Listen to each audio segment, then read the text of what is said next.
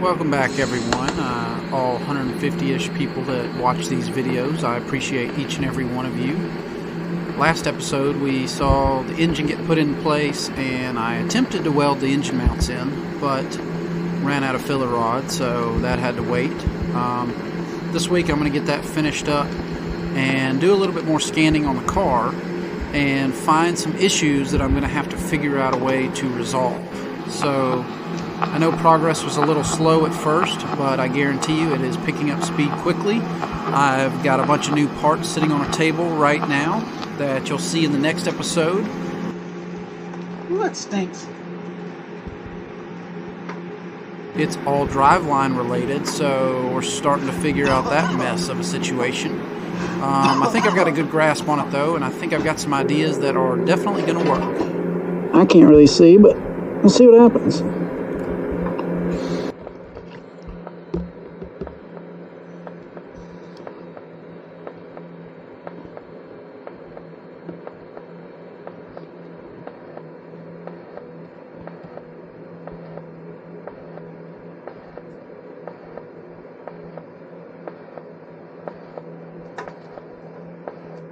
Well, can't see what I'm doing. That won't work. Alright, well, I picked up some new welding rods and we've got this thing burned in. I can't get everywhere, but I don't think I need to get everywhere. I'm only welding one side of these long runs and underneath, which will be plenty. So, since I'm in Tennessee and it's quite humid right now, you can literally watch stuff rust. So while this is nice and warm, I think I'm going to go ahead and throw some paint on it, just so I don't have to wire brush it for hours on end later on to paint it.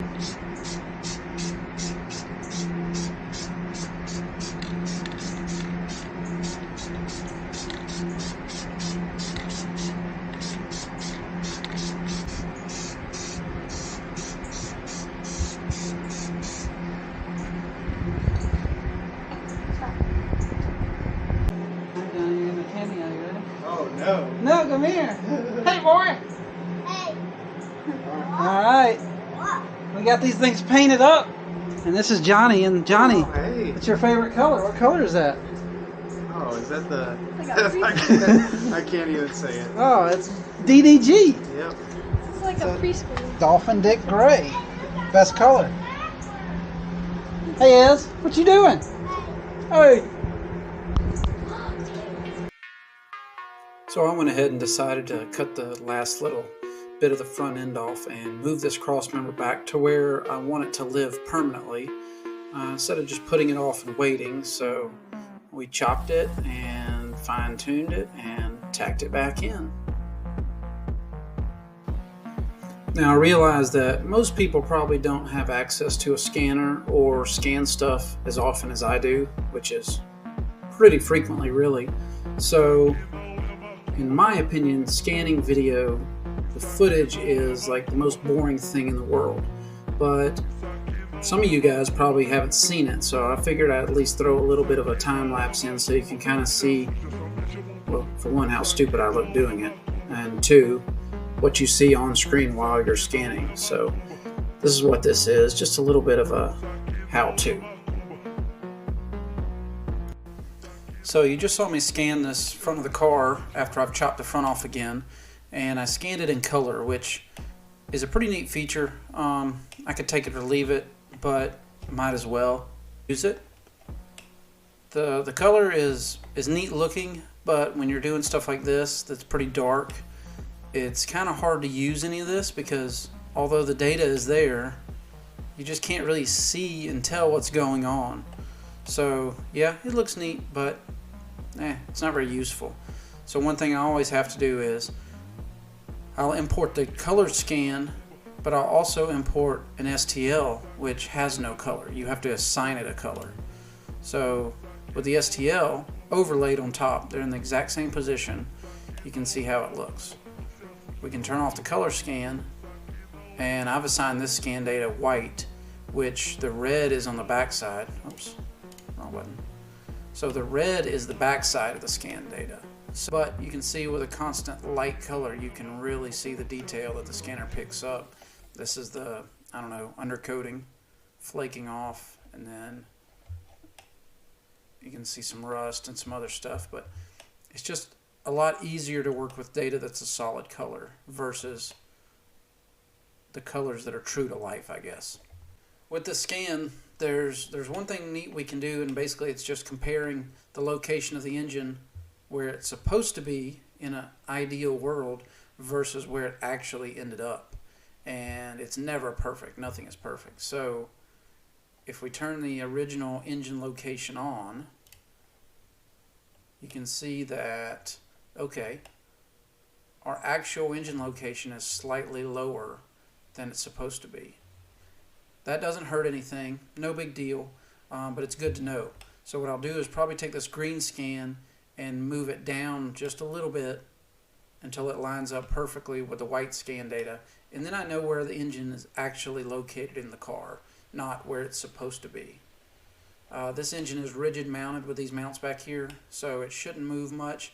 I did forget to put the lower bolt in it when I scanned it, but that shouldn't really affect anything. So with the engine basically in place, I started looking at this front end I want to build and this bulkhead, and you saw me go ahead and chop about 3 inches off the front and then remove and move this cross member.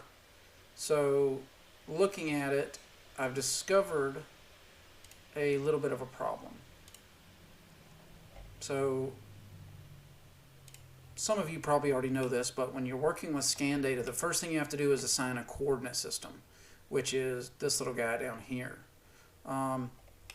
If you just bring it straight in from the scanner into the software, it's going to be floating off in space in some random orientation like this.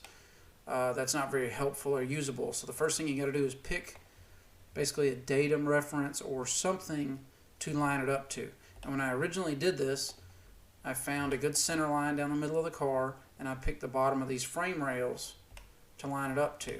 So if you look at it, that gives you the straight on forward view. This is going to be a side view, and when we look at the side view, I'll turn on these planes so you can see. I lined up to the bottom of these frame rails. Well, I thought everything was good when I lined this up, but now, oops, didn't mean to hit that. But now that I have this new scan with the fenders off and a little bit more data, I can show you the problem.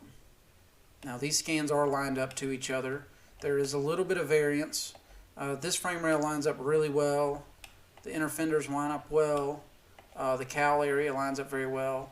The only thing that really looks off, I'll turn these planes back off, is this frame rail looks like it pulled into the center a little bit. So either the frame rail did pull a little bit when I took the subframe out, which is very likely, or the scan data is a little off, which is also likely. It's probably a combination of a little bit of both, but doesn't really hurt us here. So the issue is, oops, if I hit this side view, with the green scan data you don't really see it, but if I turn the green scan data off, you can see these frame rails are not the same height. The driver's side frame rail, this one here, is much higher than this frame rail here. So when I welded this cross member in, thankfully it's just tacked right now, I flushed the cross member to the bottom of both of these frame rails. I used a piece of 1-inch aluminum square extruded bar clamped to the frame rails, and this piece clamped to that bar. So it is squared to the bottom of the frame rails. The problem is frame rails aren't square to each other really. So either this car's been in a crash, or this hammering over here tweaked it, or who knows, or it just wasn't built square to begin with. I don't really know.